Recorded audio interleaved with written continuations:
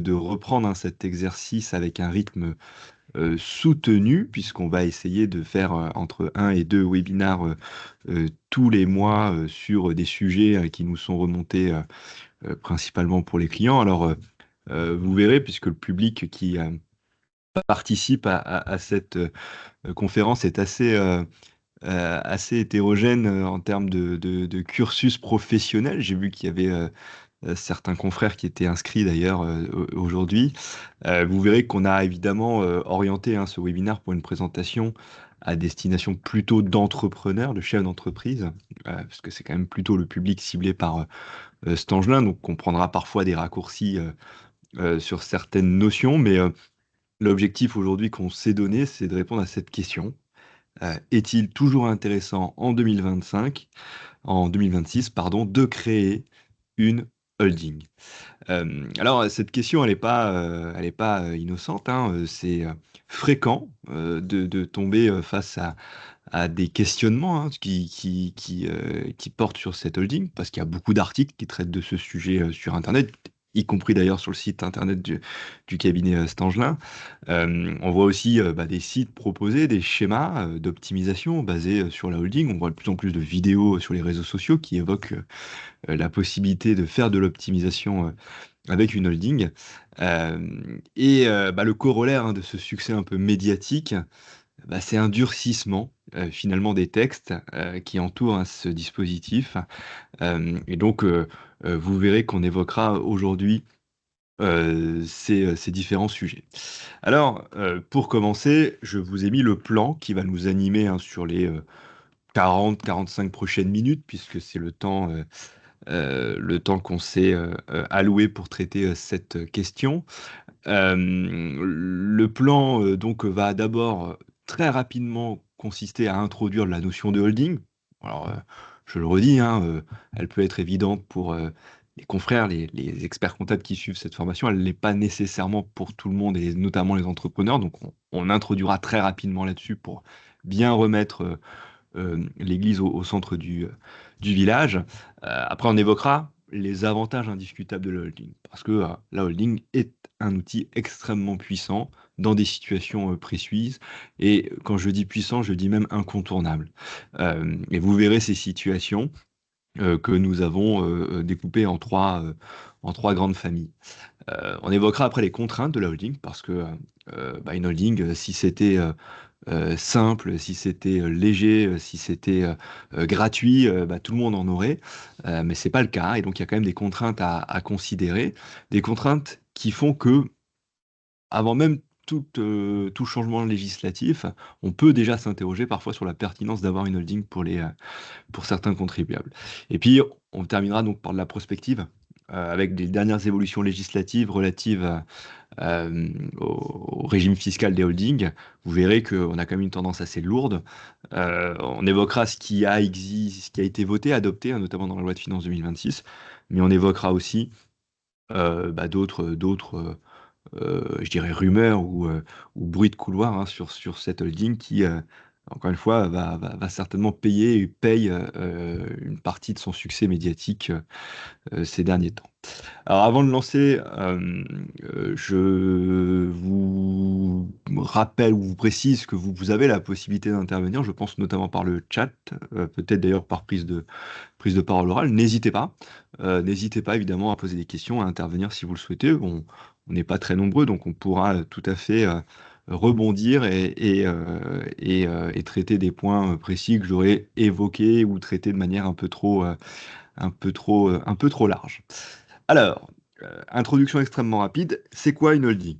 Alors, je le dis, hein, ça paraît évident pour beaucoup de personnes, et notamment les professionnels du conseil, ça l'est peut-être moins pour beaucoup de contribuables, pour lesquels, lorsqu'on parle de holding, lorsqu'ils entendent parler de holding à la télévision, parfois dans des reportages peut-être un petit peu orientés politiquement, la notion de holding renvoie facilement vers des notions de groupes internationaux, vers euh, comment dire, des schémas d'optimisation, voire de fraude fiscale.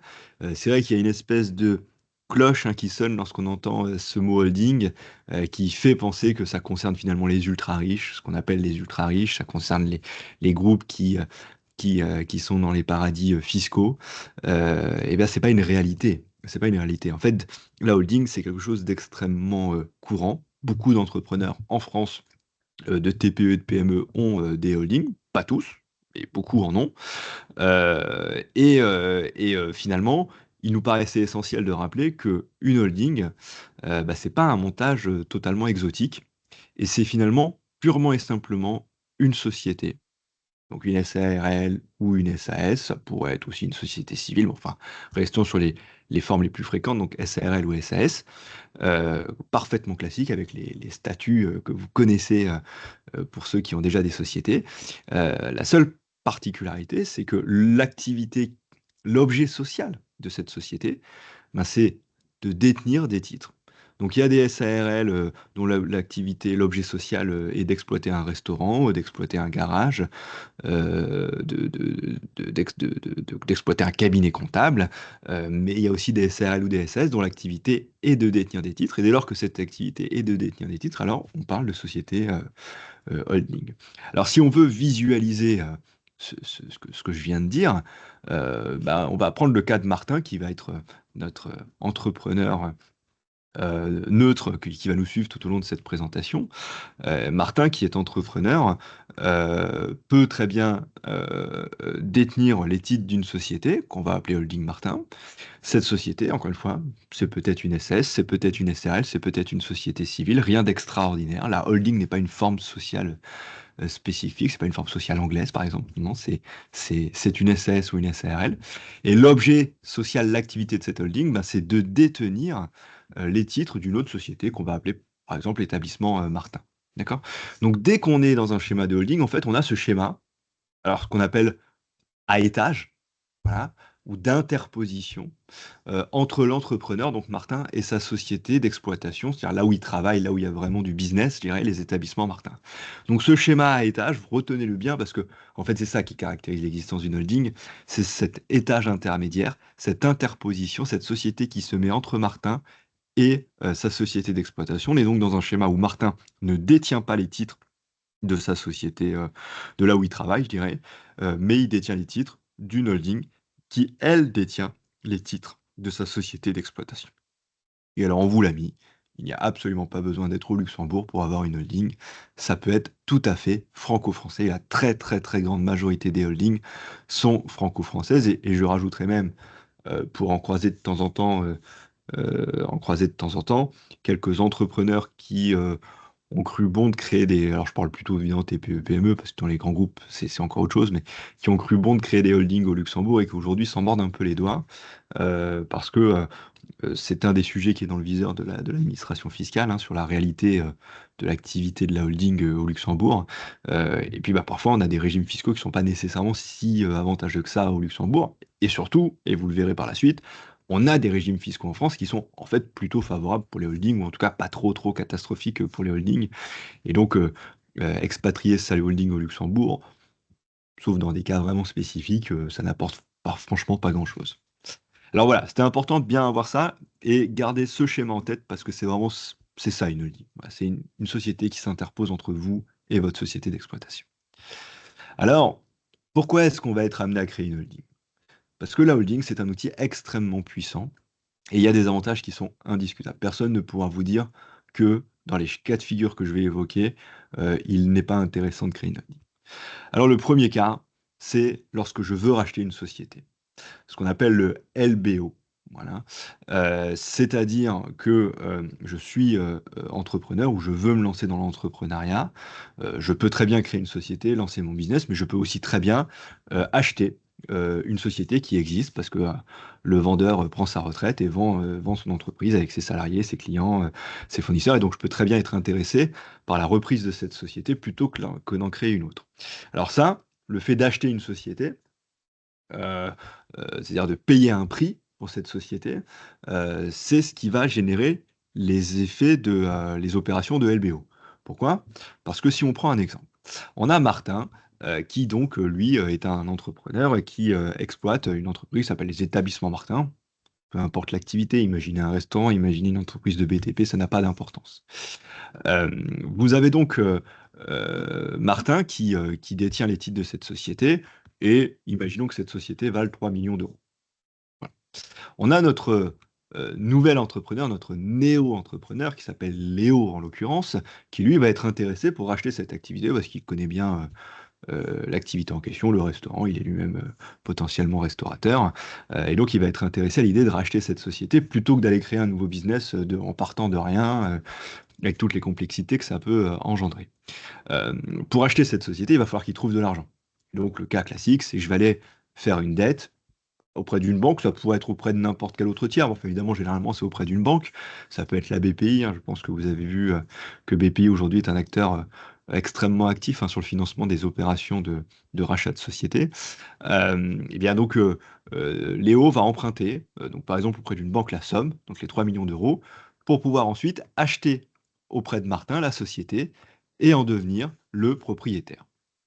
Un petit peu comme quand vous achetez une maison, eh bien, vous allez acheter la maison à un prix donné, vous allez voir une banque qui va vous prêter l'argent et vous allez le donner à l'ancien propriétaire pour devenir vous-même propriétaire de la maison.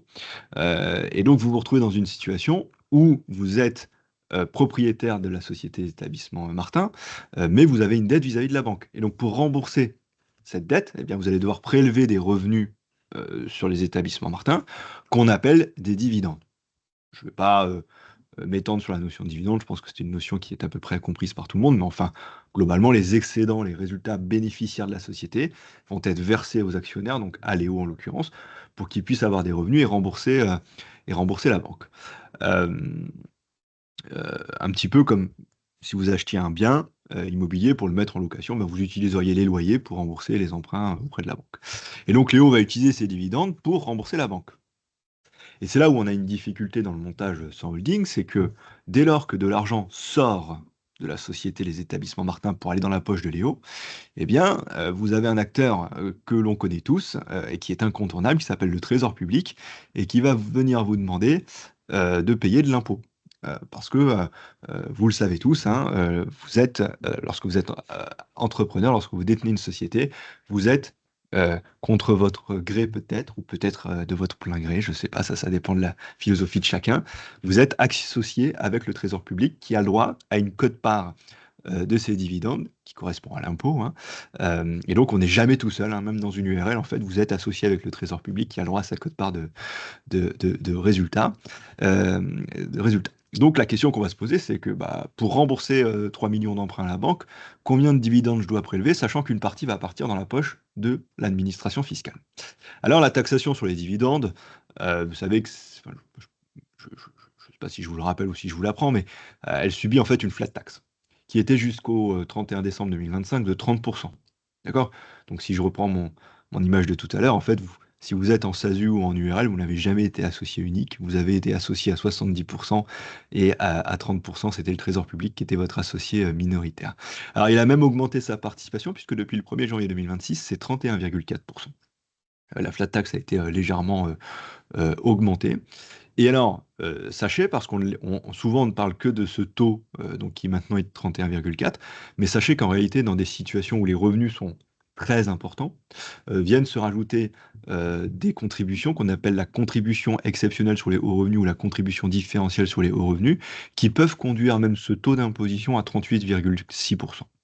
Alors, on ne va pas rentrer dans le détail très technique de ces calculs, mais enfin, sachez que dans des cas précis, vous n'êtes pas forcément que à 31,4, vous pouvez être à plus. D'accord? Donc je dirais presque que 31,4, c'est le minimum, si je simplifie. Alors on vous a pas mis sur la slide non plus le fait que dans certaines situations, notamment pour les SARL, vous pouvez même avoir parfois des charges sociales sur vos dividendes. Bon, l'objectif n'est pas de faire une thèse, hein, sur la fiscalité des dividendes, parce que ça mériterait un webinar à lui tout seul, et peut-être que nous aurons l'occasion de le faire dans les semaines à venir. Mais donc on va plutôt rester sur un cas simple en considérant que c'est 31,4% de taxation sur les dividendes. Et donc par conséquent, notre ami Léo, quand il doit rembourser 3 millions de dettes, alors sur plusieurs années, hein, puisque l'emprunt va quand même être sur plusieurs années, eh bien, à chaque fois qu'il va prélever des dividendes, il va payer 31,4% de ses dividendes à l'administration fiscale. Et donc, pour rembourser 3 millions de dettes, il faut qu'il prélève 4 373 000 euros de dividendes. Ça veut dire que le simple fait d'avoir prélevé des dividendes pour rembourser une dette, c'est-à-dire que je n'ai pas fait rentrer de cash dans ma poche puisque c'est reparti dans la poche de la banque, m'aura coûté, au terme, lorsque j'aurai fini de rembourser mon emprunt, 1,3 million de coût fiscal, d'impôts, pardon, voilà, tout simplement. Ça pourrait même être plus hein, avec les CEHR et CDHR, mais enfin restons là-dessus. Donc 1,380 million d'impôts sur un prix de 3 millions d'euros. Hein. Donc on est quand même sur un ratio extrêmement significatif. On est au-delà des 40% de coût fiscal si on ramène ça au prix de la boîte. Et donc c'est là où la holding devient quasiment indispensable parce que peut-on faire mieux que ce 1,380 million? Oui, avec une holding. Alors regardons. On est toujours sur le même schéma. Martin a une société qui s'appelle les Établissements Martin. Léo veut l'acheter. Et donc, il va aller faire une dette auprès de la banque, un emprunt auprès de la banque pour pouvoir acheter ses titres auprès de Martin. Dans cette situation-là, ce qui va se passer, ce qui va systématiquement se passer, parce que personne ne va jamais laisser Léo s'endetter à titre perso, enfin n'importe quel conseil, avocat, expert comptable, même banquier d'ailleurs, lui conseillera de créer une holding. C'est-à-dire que Léo va d'abord créer une société qui va être une coquille vide, hein, et encore une fois, ce sera une SAS ou une SARL, peu importe, dont l'objet social sera, donc cette société s'appelle la holding Léo, et l'objet social de la holding Léo sera d'acheter les titres des établissements Martin. Et donc la dette, la banque, elle va prêter l'argent à la holding Léo et plus à Léo à titre personnel. Et c'est la holding Léo qui va payer les titres à Martin et acheter les titres des établissements Martin, de sorte qu'à la fin de l'opération, c'est bien la holding Martin qui est propriétaire des établissements Martin. Vous voyez, on revient sur mon schéma à étage. Alors là, il est un petit peu tordu, mon immeuble, mais enfin, on a toujours Léo, l'étage intermédiaire et la société d'exploitation. D'accord? Alors quand vous voyez ce schéma, qu'est-ce qui change par rapport à tout à l'heure? Bah, il y a toujours une dette, il y a toujours nécessité de prélever des dividendes pour rembourser cette dette. D'accord? Ce qui change évidemment par rapport à tout à l'heure, c'est que c'est la holding Léo qui va percevoir les dividendes, prélever les dividendes et qui va par la suite rembourser la banque. Et donc, on a le même type de flux, mais au niveau d'une société holding et non plus au niveau d'une personne physique, en l'occurrence au niveau de Léo. Quid du traitement fiscal? Eh ben, c'est là que j'ai une excellente nouvelle pour ceux qui ne le savent pas. Les holdings qui perçoivent des dividendes ne sont pas soumises à la flat tax, elles ne payent pas 31,4% d'impôts. Tout simplement parce que les holdings ne sont pas des personnes physiques, c'est-à-dire que les holdings ne font pas leur déclaration de revenus tous les ans à l'administration fiscale pour recevoir un avis d'imposition en septembre. Non, non, les sociétés holding et les sociétés en général, ça ne fonctionne pas comme ça. Les sociétés tiennent des comptabilités, font des liasses fiscales au 15 mai et payent de l'impôt sur les sociétés, elles ne payent pas de l'impôt sur le revenu. Et alors l'impôt sur les sociétés, sur les dividendes perçus par une holding, eh bien, sont fiscalisés à un taux extrêmement faible. Alors on vous a mis le détail technique, mais enfin, ne retenez que les deux petits taux qui sont en gras là, sont taxés entre 0,15% et 1,25%. Donc c'est pas zéro, mais c'est presque zéro. Et en tout état de cause, c'est beaucoup, beaucoup, beaucoup, beaucoup moins que 31,4%. D'accord? Donc on a un frottement fiscal qui est extrêmement faible lorsque des dividendes sont prélevés par une autre société. Et donc par conséquent, si je veux refaire le calcul de tout à l'heure en me posant la question de combien ça va coûter de prélever 3 millions nets de dividendes pour payer les titres, pardon, pour rembourser ma dette, eh bien là, je vais devoir rajouter un coût fiscal qui va être entre 4 500 et 38 000 euros supplémentaires. Donc encore une fois, c'est pas zéro, mais on est quand même très loin des 1,2 million, 1,3 million de coûts fiscaux qu'on évoquait tout à l'heure. Donc on fait une économie absolument considérable d'1,2 million liée au fait que la holding qui prélève les dividendes ne paye pas de flat tax. Elle a un petit frottement d'impôt sur les sociétés, mais extrêmement marginal, mais elle ne paye pas de flat tax. Et Léo, lui, ne payera pas de flat tax parce que, en tant que personne physique, il n'aura rien perçu. C'est sa holding qui aura perçu qui se sera interposée à lui. C'est ce qu'on appelle l'effet de levier fiscal. C'est que le fait d'interposer la holding vous permet d'économiser dans un schéma comme celui-ci 1,2 million d'impôts. Alors, est-ce que, au-delà de cet effet de levier fiscal, il y a d'autres intérêts à la holding dans le cadre d'un LBO? Donc le LBO, je le rappelle, c'est le fait d'acheter une boîte, les titres d'une société.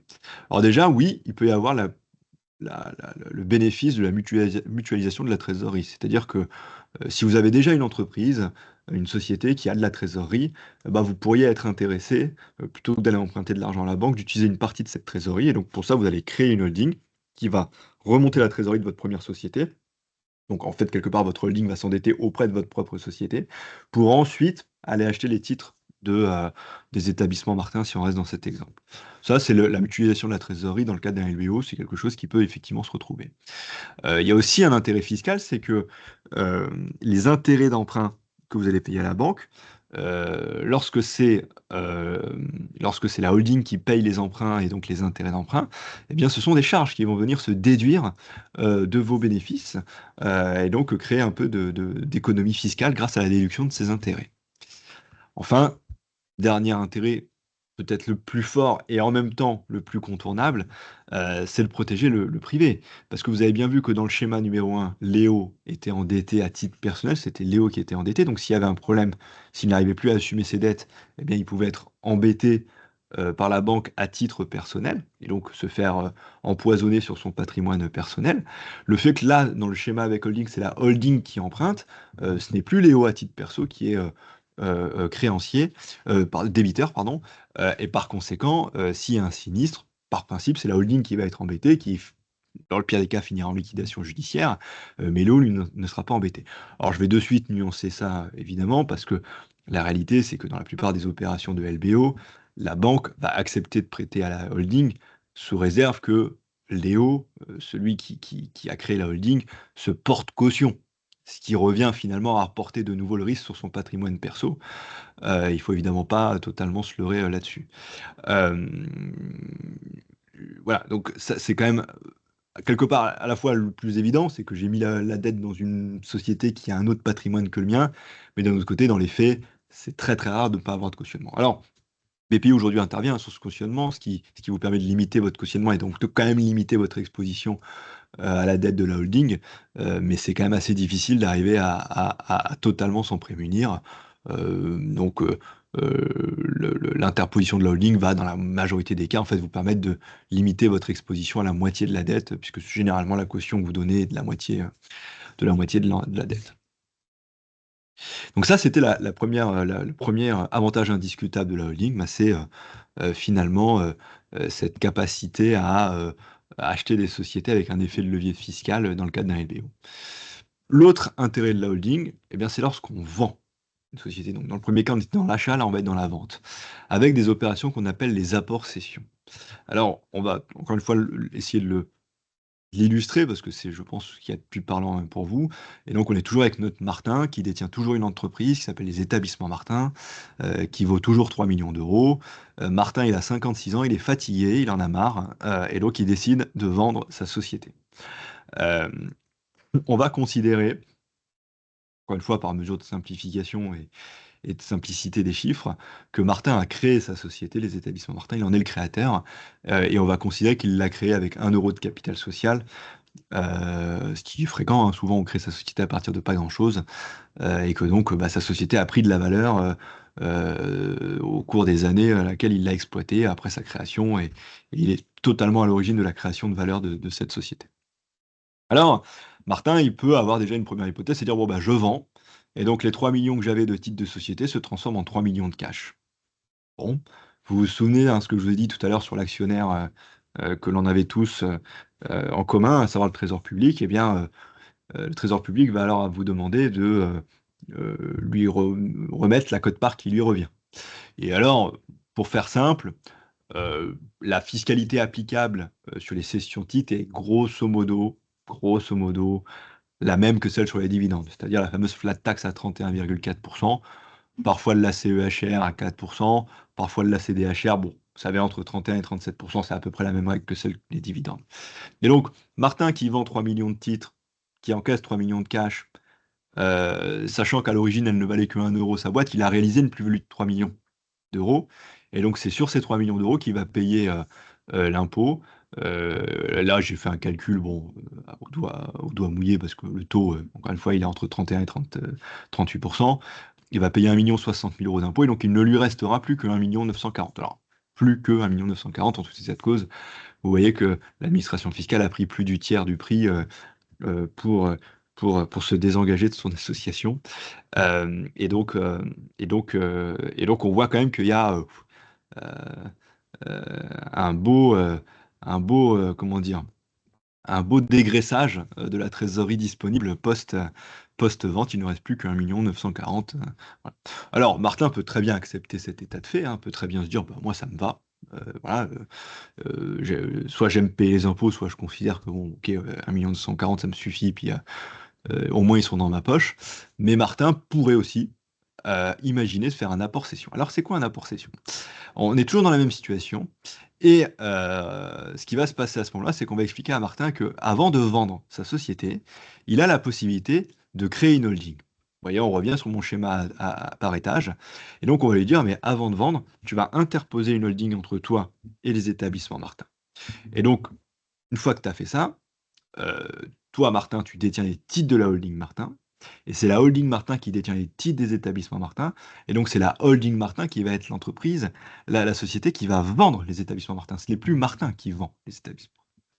Euh, et donc, on va lui dire, on va lui décrire les conséquences fiscales qu'il y a avec le fait d'avoir interposé cette holding. Alors, euh, ce dont il faut avoir bien conscience, euh, c'est que quand on a fait ce schéma, on est passé d'un schéma où je détenais les titres en direct qui valaient 3 millions d'euros. J'ai créé une holding interposée qui s'appelle Holding Martin en apportant les titres 3 millions d'euros. Donc en fait, j'ai réalisé une opération d'apport en nature. J'ai dit à la Holding Martin, ben voilà, plutôt que de t'apporter 1000 euros de capital social par un virement de 1000 euros, eh ben, je t'ai fait un apport en nature des titres que je détiens et qui valent 3 millions d'euros. Donc vous avez une Holding Martin dont le capital social est de 3 millions d'euros et qui en face ne détient évidemment pas 3 millions de cash, mais 3 millions de titres. C'est les titres des établissements Martin. Voilà un peu à quoi ressemble le bilan d'une holding à ce moment-là. Et donc, du point de vue de Monsieur Martin, ce qui s'est passé, c'est qu'on a quand même dégagé une plus-value. Parce que le fait d'avoir apporté les titres fait que je me suis démuni de mon droit de propriété, j'ai transféré mon droit de propriété, donc ça c'est assimilé à une cession. Et donc l'administration fiscale considère qu'il y a plus-value. Alors vous allez me dire, bah, s'il y a plus-value, il y a impôt, et donc quel est l'intérêt de faire une holding? Eh bien l'intérêt, c'est qu'il existe donc ce dispositif de l'apport-cession, dans lequel l'administration fiscale dit, ok, tu as réalisé une plus-value parce que tu as apporté tes titres, tu t'es défait de ton droit de propriété. Mais comme tu n'as pas touché de cash, puisqu'en fait tu as touché les titres d'une holding en face, eh bien je ne te demande pas de payer l'impôt de suite. Il y aura de l'impôt, mais pas de suite. Et donc on appelle ça la plus-value en report. Et donc Martin va déclarer sa plus-value de 3 millions d'euros parce que, bah oui, j'ai apporté. C'est un peu comme une vente, j'ai apporté. Mais comme j'ai pas touché de cash, je la mets en report, c'est-à-dire qu'on ne déclenche pas l'impôt de suite. Conséquence fiscale, pas d'impôt immédiat sur la plus-value. La plus-value est automatiquement mise en report d'imposition. Donc ça, c'est vraiment spécifique hein, aux apports de titres à des holdings. Le fait que l'administration fiscale dise, OK, tu as réalisé une plus-value, mais je la mets en report d'imposition parce que tu n'as pas touché de cash et donc pour l'instant, je ne te demande pas d'impôt. Alors dans un second temps, une fois qu'on a fait cet apport, on va voilà, on va suggérer pardon, on va arriver dans une situation où c'est la holding Martin qui va vendre les titres des établissements Martin, parce qu'on était quand même dans une situation où il y avait volonté de vendre. Et donc la holding Martin va encaisser 3 millions de cash. D'accord? Si on essaye d'analyser ce qui s'est passé au niveau du bilan de la holding, on avait donc à l'origine un capital de 3 millions d'euros, avec des titres de 3 millions d'euros en face. Eh bien, une fois que j'ai vendu, j'ai toujours 3 millions de capital social, mais j'ai remplacé 3 millions de titres par 3 millions de trésorerie. Je n'ai fait qu'un arbitrage de patrimoine, je ne me suis pas enrichi, j'avais 3 millions de titres que j'ai convertis en 3 millions de cash. Pourquoi c'est important de comprendre ça? Le fait qu'il n'y a pas eu d'enrichissement au niveau de la holding? Eh bien parce que, évidemment, ça a un impact direct sur l'impôt qui est dû par la holding. J'ai vendu 3 millions d'euros, mes titres. Mais dans mon bilan, il valait déjà 3 millions d'euros. Par conséquent, je n'ai pas réalisé de plus-value. Et donc, je n'ai pas d'impôt à payer. Ce qui fait qu'il reste dans la caisse de la holding les 3 millions d'euros. Il n'y a pas d'impôt prélevé parce qu'il n'y a pas de plus-value au niveau de la holding. D'accord? Alors, vous avez compris, hein, c'est parce que la plus-value, elle est toujours en report chez notre ami Martin. Et donc, toute la question qui se pose, c'est cette plus-value en report de 3 millions d'euros que j'ai déclarée. Quand est-ce que l'administration fiscale va me demander de payer l'impôt dû sur ces 3 millions d'euros? Alors, il y a plusieurs cas de figure. Le premier cas de figure, c'est si un jour je vends les titres de ma holding. Voilà. Parce que là, l'administration fiscale va dire, bah, je t'ai pas demandé de payer de l'impôt la première fois parce qu'en fait, au lieu d'avoir du cash, tu as eu des titres d'une holding, la holding Martin. Maintenant que tu as vendu les titres de la holding Martin, cette fois, tu l'as le cash, donc tu me payes l'impôt. D'accord? Donc évidemment, la holding, euh, qui a été créée avec un report d'imposition, il est urgent de ne surtout pas la vendre, de ne surtout pas la fermer, de la conserver et d'en faire un outil patrimonial. La deuxième option, c'est le fait de partir vivre à l'étranger, donc l'exil fiscal, qui va déclencher ce qu'on appelle l'exit tax. Alors, ça déclenche l'impôt, mais vous pouvez bénéficier dans certains cas d'un sursis d'imposition. Je ne m'étendrai pas sur ce sujet de l'expatriation parce que ça mériterait évidemment euh, un, un, un webinaire à lui tout seul. Et alors le troisième point qui est le plus important, c'est la cession des titres de la filiale. C'est-à-dire que donc, je crée une holding, j'apporte les titres des établissements Martin, et puis par la suite, ma holding va vendre les titres des établissements Martin. Euh, Moi, à titre perso, j'ai pas vendu. Maintenant, si les opérations sont trop proches dans le temps, l'administration fiscale va considérer que le fait d'avoir créé la holding n'a servi qu'à ça, en fait, n'a servi qu'à vendre les titres sans payer d'impôts. Et donc, l'administration fiscale a mis en place une règle, c'est de dire que pour que le report d'imposition ne tombe pas, c'est-à-dire pour qu'on ne vous demande pas de payer de l'impôt à titre perso, eh bien, il doit se passer au moins 3 ans entre le moment où vous avez créé la holding et le moment où la holding va vendre les titres.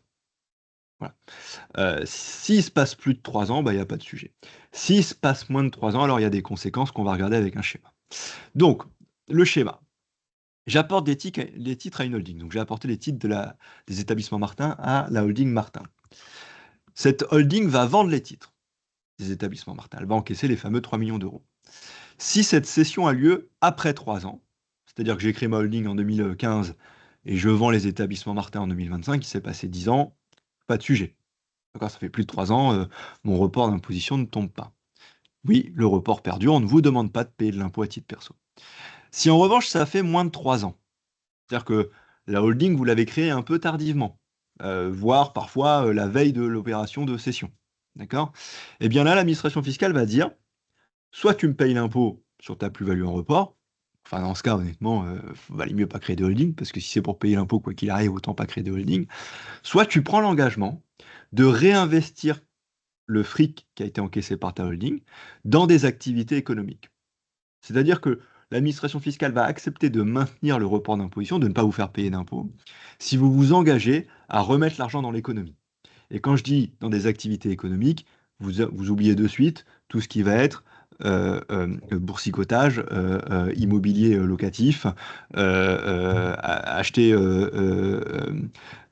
des actifs de placement. Vous devez vraiment être sur de l'activité. Donc en fait, relancer un business. Relancer un business.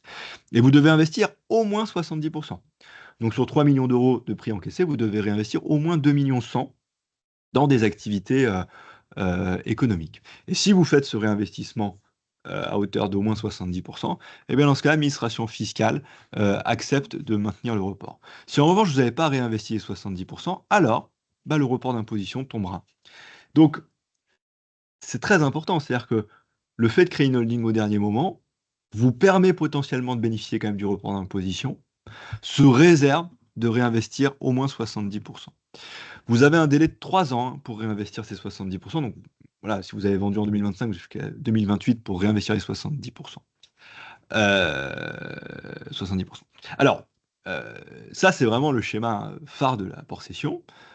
Il est très intéressant parce qu'il est très structuré. Et donc, ça fait qu'au moins on connaît les règles. Il n'y a pas de notion d'abus de droit ou quoi. Voilà. Tu as créé ta holding au dernier moment, aucun problème. Tu dois réinvestir au moins 70%. Au moins, on connaît les règles, il n'y a pas de subjectivité là-dessus.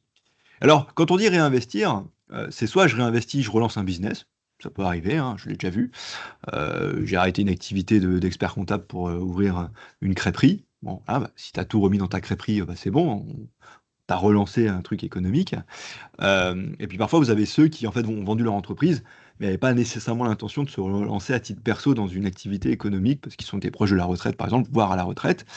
Et bien dans ce cas de figure, l'administration fiscale accepte que, en fait, au lieu de réinvestir vous-même, c'est-à-dire directement vous, dans une activité économique, vous passiez par des fonds de capital risque, c'est-à-dire vous mettez votre argent dans la main de gestionnaires qui eux-mêmes vont placer cet argent auprès d'entreprises économiques, encore une fois, donc vous oubliez tout ce qui est immobilier, etc. Donc le réinvestissement économique peut être fait indirectement via des sociétés de gestion spécialisées, des fonds de capital risque. Voilà pour le deuxième schéma dans lequel la holding pardon, excusez-moi, est un schéma extrêmement, extrêmement intéressant et où les avantages sont indiscutables. Alors le dernier, qui est peut-être celui qui est le plus, qui fait beaucoup communiquer, hein, notamment sur LinkedIn, on lit beaucoup de choses là-dessus. Dernier schéma intéressant, mais qui est aussi peut-être celui qui, à mon avis, attire le plus le regard et l'attention euh, intéressé de l'administration fiscale, c'est le fait qu'on peut aussi utiliser la holding pour se constituer un patrimoine, ce qu'on appelle la cashbox. Donc on a vu le LBO, on a vu l'apport cession et maintenant on voit la cashbox. Alors, la cashbox, elle part d'un postulat simple, c'est que quand Martin il travaille, il exploite sa société, les établissements Martin, il va dégager chaque année un peu de revenus. Donc imaginons qu'il dégage 100. Sur les 100 de résultats que va générer sa société, bah, les établissements Martin vont payer de l'IS. Et donc, l'IS, c'est 25%. Alors, il y a un taux à 15% dans certains cas, mais enfin, peu importe, ça n'a pas d'importance. Et donc, il va lui rester un résultat net de 75. S'il veut prélever ce résultat pour se constituer un patrimoine, faire de l'investissement immobilier, etc., bah, il va devoir payer de la flat tax, les fameux 31,4, donc il va repayer de l'impôt, et donc à la fin, il va lui rester 50. Et donc, vous voyez qu'on a un phénomène de double imposition, à la fois l'IS et la flat tax sur les dividendes, qui conduit à ce que la richesse que vous avez créée dans votre entreprise soit prise à moitié, à 50%, par l'administration fiscale entre l'impôt sur les sociétés et la flat tax. D'accord? Donc il est pas mal ce schéma parce qu'il permet de voir la double imposition et le fait que concrètement, hein, un entrepreneur TPE, PME, lorsqu'il gagne 100, lorsqu'il veut le prendre à titre perso, c'est la moitié qui est partie. D'accord, entre l'IS et l'impôt ou les charges sociales quand c'est des SARL. Donc ça, évidemment, on peut encore une fois s'en satisfaire, mais on peut aussi se dire, si je pouvais payer moins, ce serait mieux. Voilà. Et donc, on va réarriver à l'idée de dire, bah, interpose une holding. Hein. Comme ça, quand les établissements Martin vont dégager de 100 de résultats, bah, les établissements Martin payeront de l'IS, parce que ça, bon, l'IS, on n'y échappe pas. Par contre, quand les dividendes vont être versés à la holding, bah là, il n'y aura pas d'impôt. Vous savez, tout à l'heure, je vous ai dit 1%. Et donc, en fait, la deuxième couche sera extrêmement limitée. Tu récupéreras 74 dans ta holding, qui, elle, après, pourra construire du patrimoine, faire du placement, acheter de l'immobilier, boursicoter, faire du placement sur des montres de luxe, ce que vous voulez, puisque la holding peut très bien avoir pour activité la constitution d'un patrimoine. D'accord? Et donc, on voit un espèce d'effet de levier se créer, parce qu'avec la holding, vous n'avez finalement plus qu'un seul réel niveau d'imposition, c'est celui de l'IS, et vous écrasez quasi totalement les tâches de l'impôt sur les dividendes. D'accord?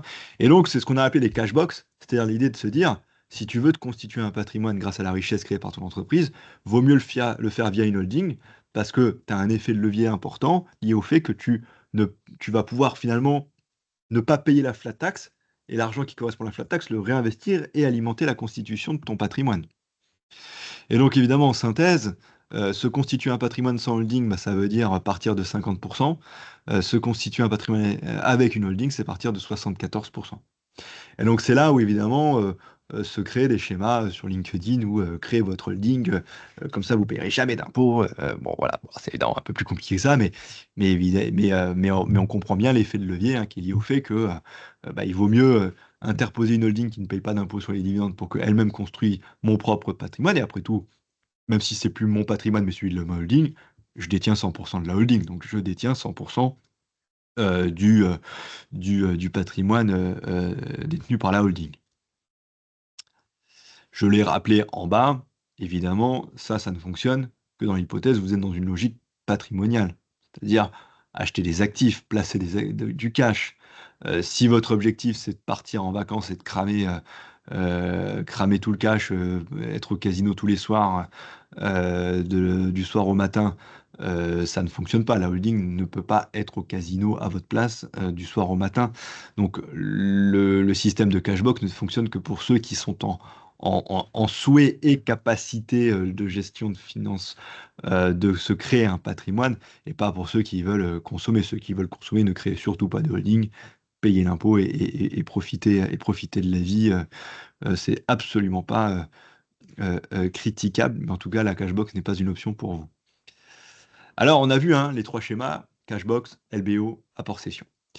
Il y a quand même des contraintes. Et ces contraintes, elles sont historiques et c'est ce qui aussi fait qu'aujourd'hui, beaucoup de chefs d'entreprise n'ont pas de holding, hein. La première contrainte, c'est que en termes de taxation, elle peut conduire à des frottements fiscaux pas forcément glorieux, ou en tout cas pas forcément souhaités, et des frottements fiscaux qu'on n'a pas forcément dans les sociétés d'exploitation. Alors je vais les passer très vite parce que j'ai pas envie de rentrer dans des explications trop techniques, trop fiscales, mais une holding peut se retrouver à payer parfois de la taxe sur les salaires.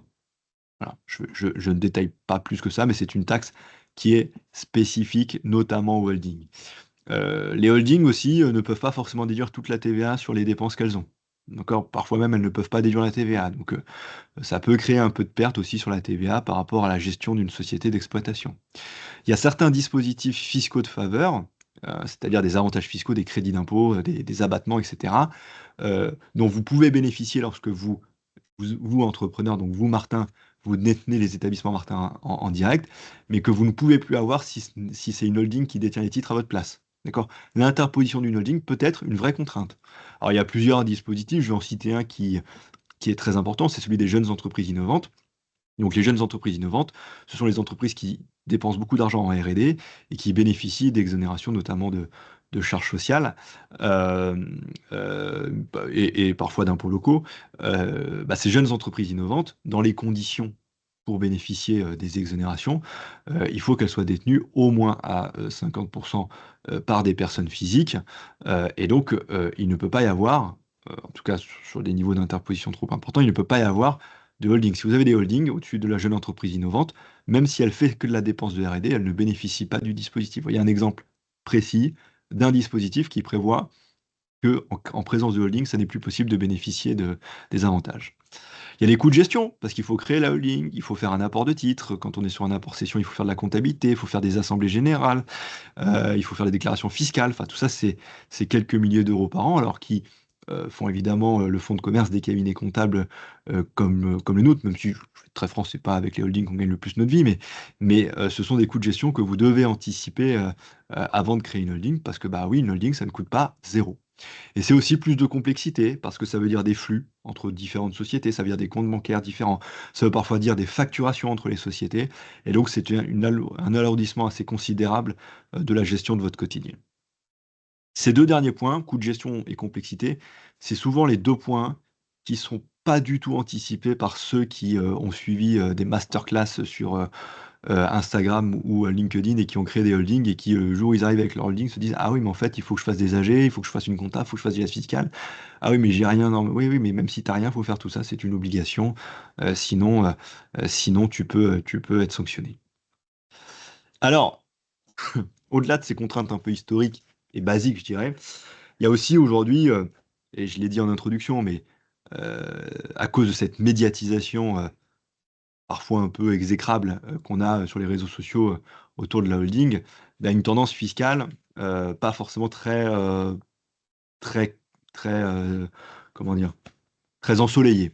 Hem, on a beaucoup de débats, hein, sur ce sujet des holdings. Je pense que vous avez tous entendu parler, et moi ça m'a d'ailleurs totalement désespéré, mais l'an dernier quand on a eu tous ces débats autour de la taxe Zuckman, où, ce monsieur, qui bon, a priori serait économiste, mais enfin bon, serait économiste, nous explique que, nous parle que de holding, en fait, nous explique que les gens ne payent pas d'impôts parce qu'ils ont des holdings, que c'est scandaleux, que voilà, nanana, nanana.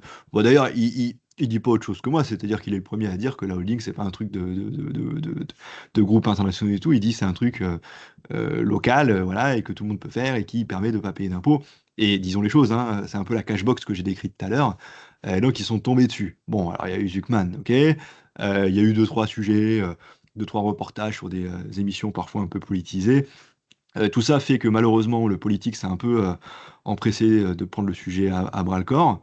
Politique qui honnêtement ne comprend rien au sujet, hein, faut être très clair. Quand vous écoutez les débats parlementaires, c'est absolument atterrant.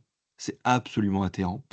Je me rappelle notamment il y a quelques mois d'une commission des finances dans lequel un député, qui pourtant est notaire de formation, hein, donc il devrait quand même avoir deux, trois bases, nous expliquait que les holdings ne payaient pas d'IS. Alors si je reviens sur mon schéma, les holdings ne payaient pas d'IS quand elles touchaient des dividendes et que c'était scandaleux et qu'il fallait voir s'il fallait pas en fait retaxer 25% les dividendes qui étaient perçus.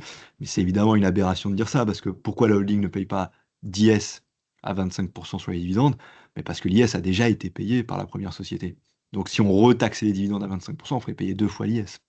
Et fort heureusement, alors je ne vais pas faire de politique, voilà, mais si cette histoire de non-taxation des dividendes à l'IS, donc le fait de ne pas payer deux fois de l'IS sur des revenus, de toute façon, ils ne pourront pas toucher à ça parce que c'est une directive européenne. L'Europe interdit la double taxation des dividendes.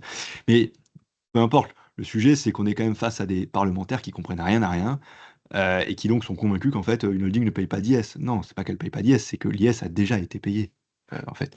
Donc on a des débats parlementaires assez lunaires, honnêtement, ils pigent rien. Il y a en plus un contexte où bah, ils ont besoin d'argent. Et donc tout ça évidemment n'est pas très bon pour ce genre de dispositif, a fortiori quand ils sont mis dans la lumière. Donc ça c'est vrai pour la holding, c'est vrai aussi pour le pacte Dutreil, hein, sur lequel à chaque loi de finances maintenant on tremble parce que bah, pareil ils comprennent rien donc ils veulent le retoquer. Alors bah, dans la dernière loi de finances qui a été votée en février 2026, il y a eu quelques alourdissements autour des holdings. Alors déjà sur l'apport cession, vous vous souvenez de l'apport cession, c'est je m'apprête à vendre mon entreprise, mais plutôt que de la vendre moi, je vais apporter les titres à une holding et c'est cette holding qui va vendre les titres à ma place et je ne paye pas d'impôts si je réinvestis dans des activités économiques, etc. Donc ce dispositif, en fait, il a été alourdi. C'est-à-dire qu'avant la loi de finances, le montant que je devais réinvestir dans des activités économiques, c'était 60%. Et donc là, il a été alourdi à 70%. Et il y a quelques années, c'était 50%, hein. Donc on voit quand même un durcissement des conditions pour bénéficier de la plus-value en report. Ils ont également exclu certaines activités. Typiquement, le courtage en assurance n'est plus une activité éligible. Ils ont aussi alourdi la durée de conservation des actifs. C'est-à-dire que jusqu'à présent, lorsque vous vendiez, vous touchiez votre argent dans votre holding et vous décidiez par exemple de relancer une crêperie, je vais rester sur cet exemple de la crêperie, eh bien vous deviez au moins exploiter la crêperie pendant un an. Voilà. Eh bien maintenant, c'est plus un an, c'est 5 ans. Donc non seulement on vous demande de réinvestir plus, 70%, mais en plus plus longtemps, c'est-à-dire pendant au moins 5 ans. Si au bout de 2 ans vous fermez votre crêperie, bah, vous devez payer l'impôt sur la plus-value.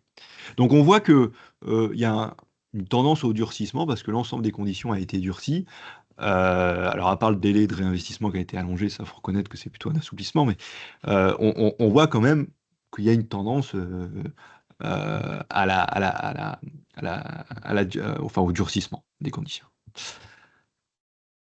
Évidemment, comment ne pas parler de la taxe sur les holdings qui est venue remplacer la taxe Zuckman, où en fait on s'est fait une vraie frayeur parce qu'on a eu une première version, issue d'ailleurs du gouvernement, hein, qui n'était pas issue des parlementaires, qui était issue du gouvernement, et qui visait en fait tout ce qui était, alors ce que eux appellent les holdings patrimoniales, ce qui en fait est ce que moi j'ai appelé dans mon support les cashbox. Donc en fait, qu'est-ce qui les énerve? Bah, c'est le Martin qui a mis une holding entre lui et ses sociétés. Il a remonté tous les dividendes dans sa holding. Avec sa holding, il a créé plein de SCI, s'est fait un gros patrimoine immobilier. Puis après, il a peut-être fait aussi du placement, il s'est peut-être acheté un yacht dans sa holding. Bon, c'est pas tout le monde qui a un yacht, hein, mais voilà, il a peut-être potentiellement acheté un yacht dans sa holding. Et finalement, il n'aura payé d'impôts que sur les quelques dividendes résiduels qu'il aura pris, qu'il aura bien pris soin surtout de limiter à ses stricts besoins vitaux. Voilà, donc il aura fortement optimisé. Donc ce système de cashbox, ça les énerve. Et donc, ils ont décidé de créer une taxe supplémentaire au niveau de cette holding, donc la holding Martin, qu'ils ont appelée la taxe sur les holdings patrimoniales. Alors, à l'origine, elle était extrêmement lourde, hein, cette taxe, parce que elle devait taxer tous les actifs détenus par la holding, à l'exception notable quand même, des titres de la société d'exploitation. Donc, dans l'exemple de Martin, il aurait dû payer la taxe sur le cash, sur le yacht, sur les SCI, mais pas sur la valeur des établissements Martin. Heureusement, ce serait quand même particulièrement contraignant de devoir payer des taxes sur son outil de travail. D'accord? Le taux était de 2%. Donc c'était quand même pas totalement neutre, hein, mais vous deviez payer 2% chaque année de la valeur bah, de votre patrimoine immobilier qui est détenu par la holding, du cash que vous avez sur votre holding, etc., etc. Le texte a été profondément retouché très très profondément retouchée, pour une version qui donc a été adoptée en février dernier, dans laquelle en fait on ne taxe plus que certains biens, les biens somptuaires, donc les yachts, les voitures, le vin, les chevaux, la chasse, etc., les pêches. Et le taux, par contre, ce n'est plus 2%, c'est 20%. Donc c'est quand même un taux extrêmement prohibitif, hein. On passe presque d'une espèce d'ISF recyclé au niveau de la holding à là, quasiment une sanction fiscale. Parce que quand tu dois payer chaque année 20% de la valeur de tes actifs patrimoniaux détenus par la holding, bah, c'est-à-dire qu'en bout de 5 ans, tu as payé l'équivalent de la valeur du bien à l'administration fiscale. Tu as un bien immobilier qui taxable, parce qu'on va voir que les biens immobiliers ne sont pas tous taxables, mais tu as un bien immobilier taxable qui vaut 1 million d'euros dans ta holding, chaque année, tu fais un chèque de 200 000 euros à l'administration fiscale. Donc, au bout de 5 ans, tu as repayé le million d'euros à l'administration fiscale. Bon, donc on est vraiment dans une logique de sanction, mais fort heureusement, sur une assiette est extrêmement réduite. Alors, on va la regarder en détail, cette assiette, parce que vous allez voir finalement qu'elle concerne pas forcément beaucoup de personnes. Euh, la zone peut-être la plus tendancieuse et celle sur laquelle je voudrais vraiment attirer votre attention pour ceux qui ont déjà des holdings, c'est qu'ils visent quand même tout ce qu'ils appellent l'immobilier de jouissance. C'est-à-dire que si vous avez dans votre holding des biens immobiliers dont en fait vous vous réservez la jouissance, une résidence secondaire par exemple, ou que un appartement que vous laissez habiter par votre fils ou votre fille qui fait ses études, bah, cet immobilier de jouissance, c'est-à-dire qui n'est pas donné en location, il est taxable à 20%. J'ai bien dit 20%. D'accord? C'est-à-dire que vous repayez en 5 ans la valeur du bien. Euh, bon, l'immobilier de jouissance occupé à titre gratuit, normalement, ça ne devrait pas exister dans une holding. Là où il y a un peu plus de risque, c'est les locations à prix décoté. C'est-à-dire que si vous avez, par exemple, votre résidence secondaire dans la holding et que vous vous louez de temps en temps cette résidence secondaire quand vous y allez, par exemple à la montagne ou à la mer, enfin, ou les deux, si vous en avez deux, eh bien, il faudra faire gaffe parce que si l'administration fiscale considère que le loyer que vous vous facturez à vous-même est en dessous du prix du marché, alors le bien devient taxable. 20% chaque année sur la valeur du bien. D'accord. Donc là, elle est là, en fait, la vraie zone de risque pour la plupart des contribuables, c'est ceux qui ont, en gros, leur résidence secondaire dans leur SCI, dans leur holding, pardon.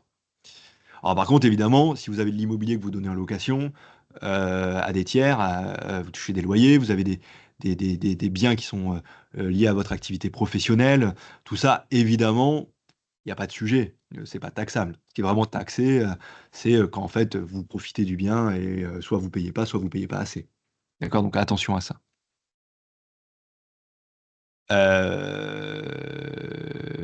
Je voulais qu'on arrive là, voilà. Après les autres biens qui sont taxés, c'est les biens de chasse, les biens de pêche, les véhicules de tourisme, yachts, bateaux de plaisance, les avions, les bijoux, les métaux précieux, les chevaux de course, les vins et les alcools.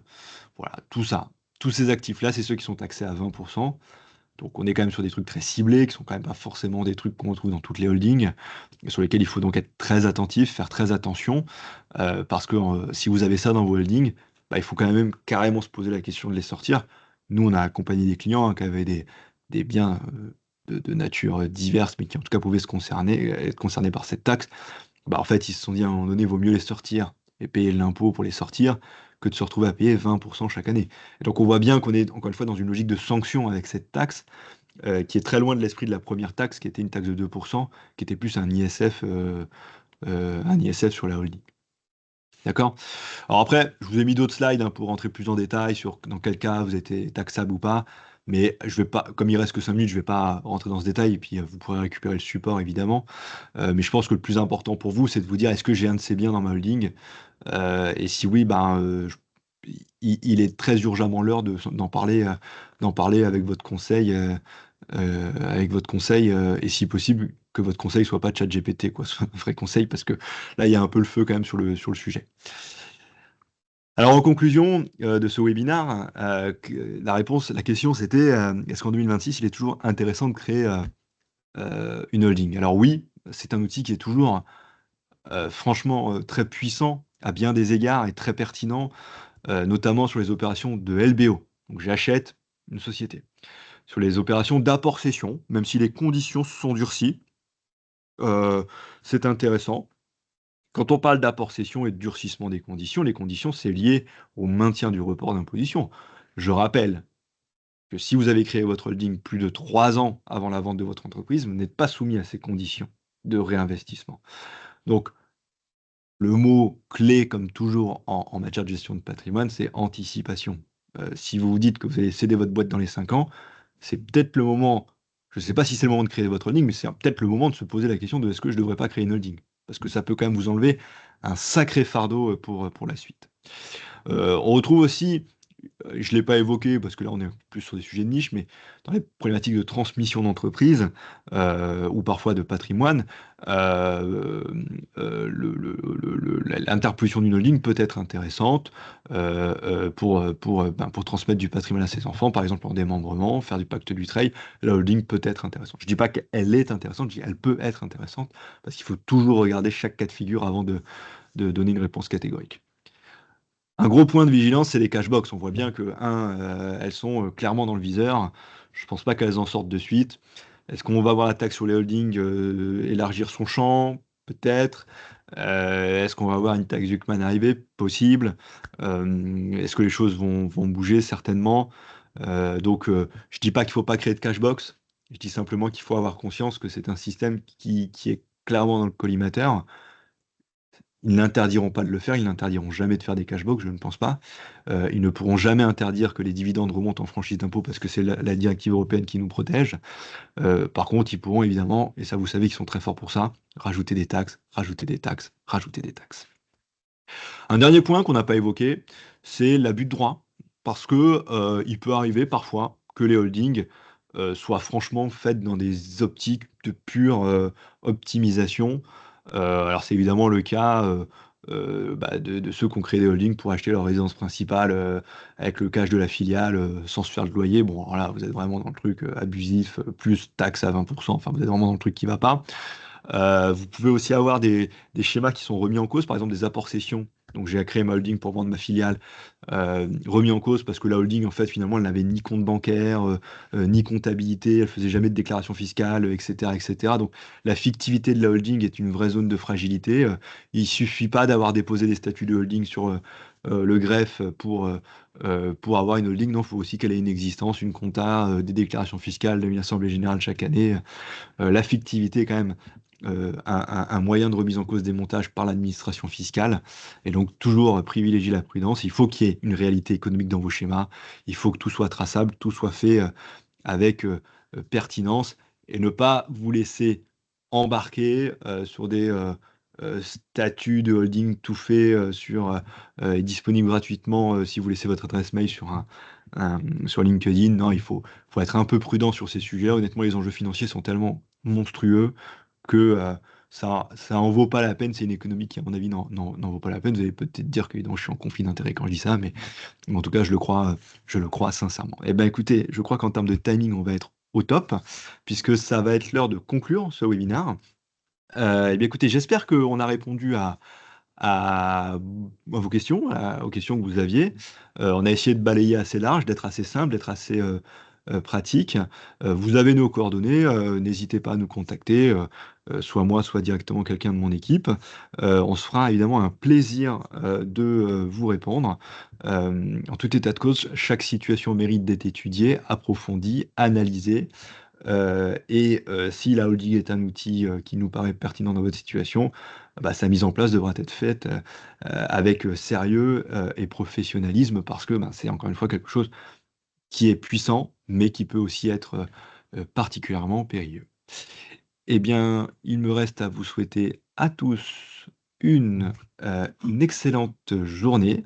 Et puis, je vous dis bah, à très bientôt pour notre prochain webinaire pour le cabinet Stangelin. Merci et bonne journée à tous.